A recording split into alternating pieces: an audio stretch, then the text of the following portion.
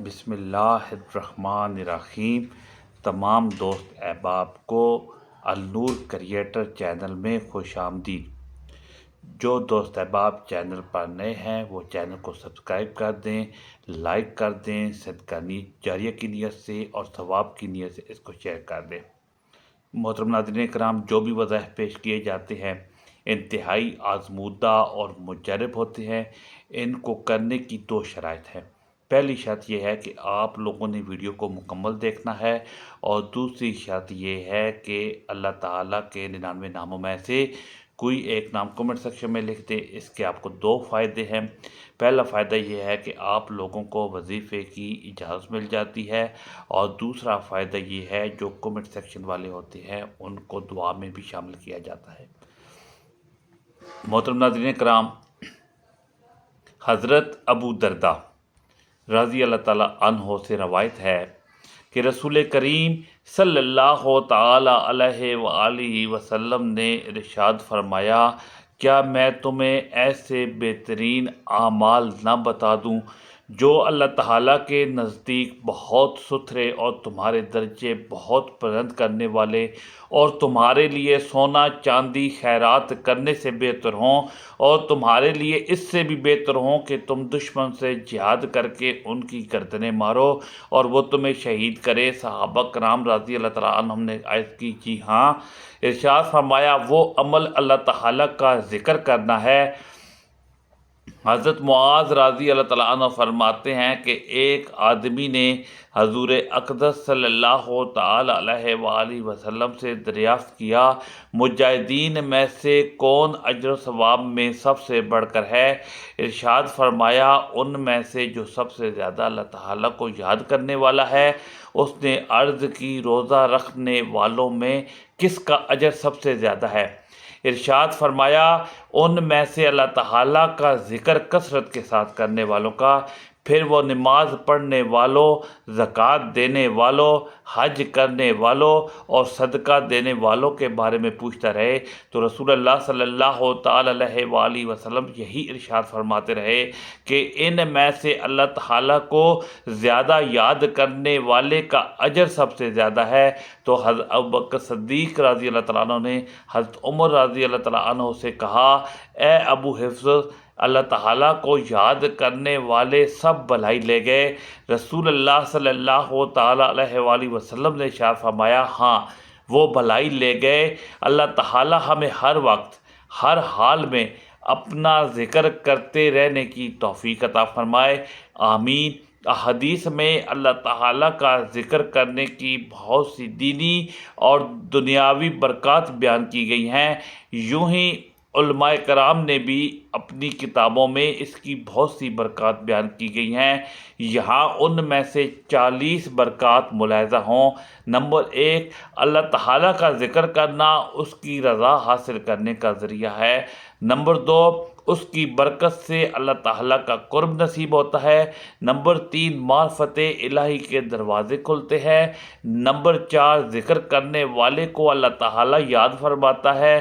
Number 5، یہ اللہ تعالیٰ کے عذاب سے نجات دلاتا ہے۔ نمبر 6، بندے اور جہنم کے درمیان آڑ ہے۔ نمبر 7، ذکر کرنے والا قیامت کے دن کی حسرت سے محفوظ ہو جاتا ہے۔ نمبر 8، یہ خود بھی سعادت مند ہوتا ہے، اس کے ساتھ بیٹھنے والا بھی سعادت سے سرفراز ہوتا ہے۔ نمبر 9، کثرت سے ذکر کرنا بدبختی سے امان ہے۔ نمبر 10، کثرت سے ذکر کرنے والے بندے کو قیامت کے دن اللہ تعالیٰ کی بارگاہ میں افضل و عرفہ درجہ نصیب ہوگا۔ نمبر 11، سکینہ نازل ہونے اور رحمت چھا جانے کا سبب ہے۔ نمبر 12، گناہوں اور خطاؤں کو مٹاتا ہے۔ نمبر 13، اللہ تعالیٰ کے ذکر کی برکت سے بندے کا نفس شیطان سے محفوظ رہتا ہے اور شیطان اس سے دور بھاگتا ہے۔ نمبر 14، غیبت، چغلی، جھوٹ اور فحش کلامی سے زبان محفوظ رہتی ہے۔ نمبر 15، ذکر اللہ پر مشتمل کلام بندے کے حق میں مفید ہے۔ نمبر 16، ذکر دنیا میں، قبر میں اور حشر میں ذکر کرنے والے کے لیے نور ہوگا۔ نمبر 17، یہ دل سے غم اور حزن کو زائل کر دیتا ہے۔ نمبر 18، دل کے لیے فرحت اور سرور کا باعث ہے۔ نمبر 19، دل کی حیات کا سبب ہے۔ نمبر 20، دل اور بدن کو مضبوط کرتا ہے۔ نمبر 21، چہرے اور دل کو منور کرتا ہے۔ نمبر 22، دل اور روح کی غذا ہے۔ نمبر 23، دل کا زنگ دور کرتا ہے۔ نمبر 24، دل کی سختی ختم کرتا ہے۔ نمبر 25، بیمار دلوں کے لیے شفا کا باعث ہے۔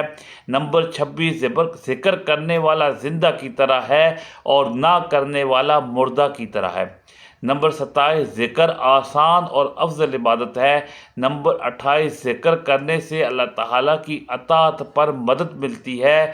نمبر 29، مشکلات آسان ہوتی ہیں، تنگیاں دور ہوتی ہیں۔ نمبر 30، فرشتے ذکر کرنے والے کے لیے مغفرت طلب کرتے ہیں۔ نمبر 31، ذکر کی مجلسیں فرشتوں کی مجلسیں ہیں۔ نمبر 32، اللہ تعالیٰ اپنے فرشتوں کے سامنے ذکر کرنے والوں کے ذریعے مباحثات فرماتا ہے۔ نمبر 33، کثرت سے ذکر کرنے والا منافق نہیں ہو سکتا۔ نمبر 34، بندوں کے دل سے مخلوق کا خوف نکال دیتا ہے۔ نمبر 35، ذکر شکر کی بنیاد ہے۔ نمبر 36، ذکر کرنا رزق ملنے کا سبب ہے۔ نمبر 37، ذکر میں مشغول رہنے والا مانگنے والوں سے زیادہ اللہ تعالیٰ کی عطا پاتا ہے۔ نمبر 38، کثرت سے ذکر کرنا فلاح اور کامیابی کا سبب ہے۔ نمبر 39، ہمیشہ ذکر کرنے والا جنت میں داخل ہوگا۔ نمبر 40، ذکر کے حلقے دنیا میں جنت کے باغات ہیں۔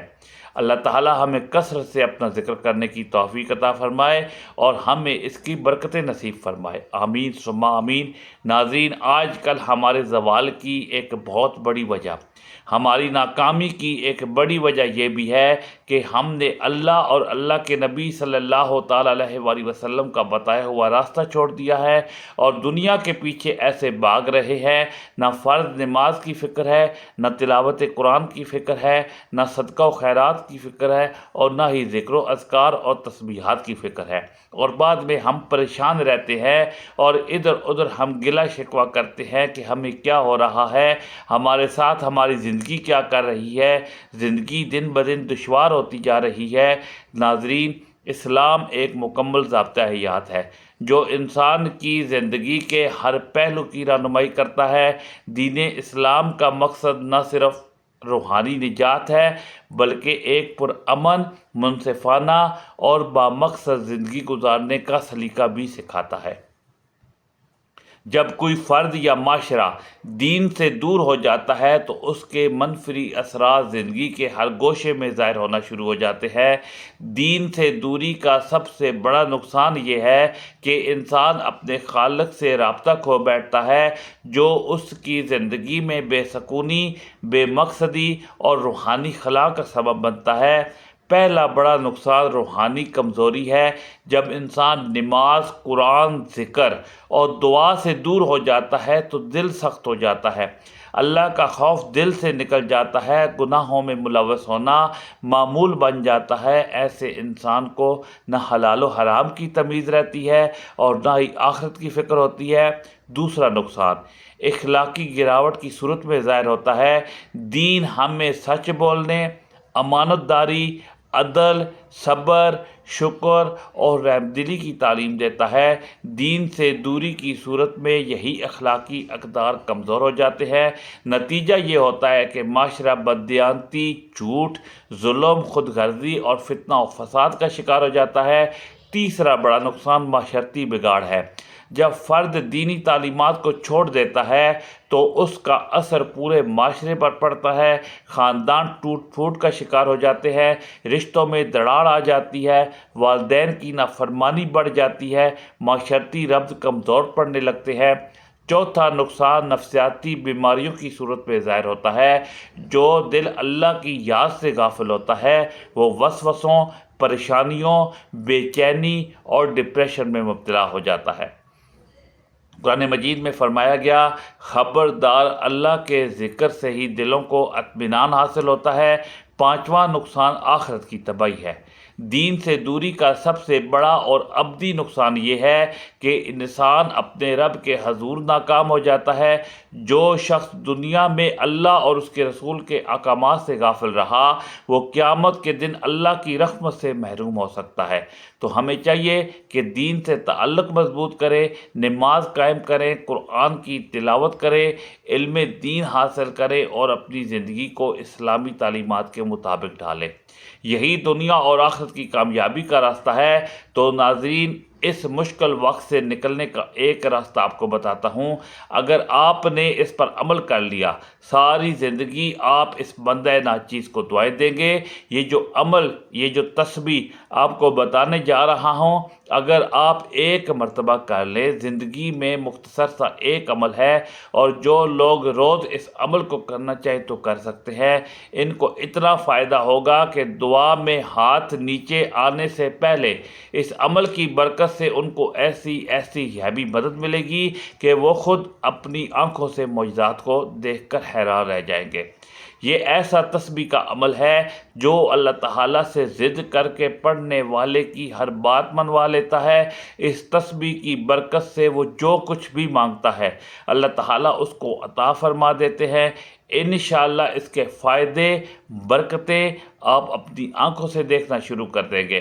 قرآن مجید اللہ تعالیٰ کی سچی کتاب ہے۔ یہ اللہ کا پیغام اپنے بندوں کے نام ہے۔ اس سے ایمان بڑھتا ہے، دلوں کے زنگ اترتے ہیں۔ قرآن مجید کی تلاوت کرنا باعث برکت اور ثواب ہے، مگر افسوس کا مقام ہے کہ ہماری اکثریت قرآن مجید سے غافل ہے، دنیا کے کاموں میں اپنا وقت لگانے سے گریز کرتے ہیں، جبکہ تلاوت قرآن کے لیے وقت نہیں ملتا۔ بہانہ کیا جاتا ہے۔ یقین جانیں تلاوت قرآن پاک سے اللہ وقت میں برکت ڈالتا ہے۔ آج سے یہ عہد کریں کہ انشاءاللہ قرآن مجید کی تلاوت کے لیے روزانہ وقت نکال کر کم از کم 2-3 رکوع تلاوت کریں گے، اس کو سمجھیں گے، اس کو ترجمہ کے ساتھ پڑھیں گے تاکہ پتہ چلے اللہ تعالیٰ اپنے بندوں سے کیا فرماتے ہیں۔ رسول اللہ صلی اللہ تعالیٰ علیہ وآلہ وسلم نے فرمایا، تم قرآن پڑھو اس لیے کہ قرآن قیامت کے دن اپنے پڑھنے والوں کے لیے سفارشی بن کر آئے گا۔ ایک دوسری حدیث میں ہے کہ قرآن کی سفارش کو قبول کیا جائے گا۔ قرآن کو پڑھنے کے بعد اس کو عملی زندگی میں لانے والوں کے لیے بھی جھگڑا کرے گا اور نجات دلائے گا۔ رسول اللہ صلی اللہ تعالیٰ علیہ وآلہ وسلم نے فرمایا، قیامت کے دن قرآن اور قرآن والے جو اس پر عمل کرتے تھے ان کو لایا جائے گا۔ سورۃ بقرہ اور سورۃ آل عمران پیش پیش ہوں گی اور اپنے پڑھنے والوں کی طرف سے جھگڑا کریں گی۔ قرآن کو جو لوگ مضبوطی سے تھام لیتے ہیں تو اللہ تعالیٰ ان کو بلند کر دیتا ہے، وہ دنیا میں بھی عزت حاصل کرتے ہیں اور آخرت میں بھی جنت میں داخل ہوں گے انشاءاللہ۔ تو ناظرین محترم، وقت کی نزاکت کو مد نظر رکھتے ہوئے چلتے ہیں وظیفے کی جانب اور آپ کو بتاتے ہیں وہ تسبیح جو ہر وقت پڑھنی چاہیے، جسے حضور صلی اللہ تعالیٰ علیہ وآلہ وسلم بھی ہر وقت پڑھا کرتے تھے اور جس میں دنیا اور آخرت کے قیمتی خزانے چھپے ہیں، بہت سے راز پوشیدہ ہیں اور نصیب والے ہی یہ تسبیح پڑھ سکتے ہیں۔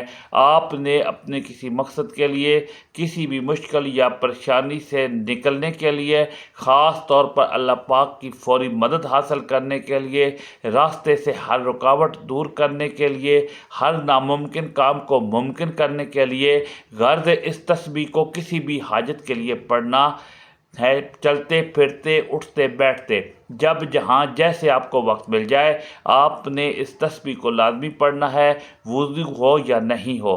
سب سے پہلے درود پاک پڑھ لینا ہے، ثواب کے طور پر ایک بار میرے ساتھ بھی پڑھ لے، اللہم صلی علی محمد وعلی آل محمد کما صلیت علی ابراہیم وعلی آل ابراہیم انک حمید مجید، اللہم بارک علی محمد وعلی آل محمد کما بارکت علی ابراہیم وعلی آل ابراہیم انک حمید مجید۔ درود پاک پڑھنے کے بعد آپ نے اپنے مقصد کی نیت کرنی ہے، اور جب آپ نیت کر لیں تو فوری طور پر آپ نے اعوذ باللہ من الشیطان الرجیم بسم اللہ الرحمن الرحیم پڑھ کر وظیفے کا آغاز کرنا ہے، اور سب سے پہلے اللہ پاک کے ناموں کی تسبیح شروع کر دینی ہے، اور اللہ پاک کے یہ 3 نام یا اللہ، یا رحمان، یا رحیم، ان کا ورد شروع کر دینا ہے اور ان 3 ناموں کو پڑھتے رہنا ہے۔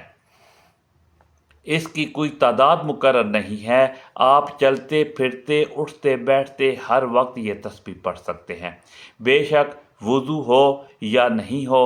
حضرت علی رضی اللہ تعالیٰ عنہ سے مروی ہے کہ اگر تم پریشان ہو اور اللہ کے نام کا ذکر کثرت سے کیا کرو، تسبیح کرو، تو اللہ پاک اس کی تمام مشکلات آسان کر دیتے ہیں۔ اس کے لیے یا اللہ ہو یا رحمان ہو یا رحیم ہو کا ذکر پڑھتے رہیں۔ اللہ پاک کے یہ 3 ناموں کا ذکر کرنے کے بعد آپ نے آج کے عمل کی تسبیح پڑھنی ہے جو عمل کی ریڑھ کی ہڈی ہے۔ آپ نے سبحان اللہ و بحمدہ سبحان اللہ العظیم استغفر اللہ و اتوب الیہ، سبحان اللہ و بحمدہ سبحان اللہ العظیم استغفر اللہ و اتوب الیہ۔ یہ وہ کلمات ہیں جو نبی کریم صلی اللہ تعالی علیہ وآلہ وسلم ہر وقت کثرت سے پڑھا کرتے تھے۔ ان کلمات میں اللہ کی پاکیزگی کا اظہار، اس کے شکر کی علامت، بخشش کی درخواست ہے۔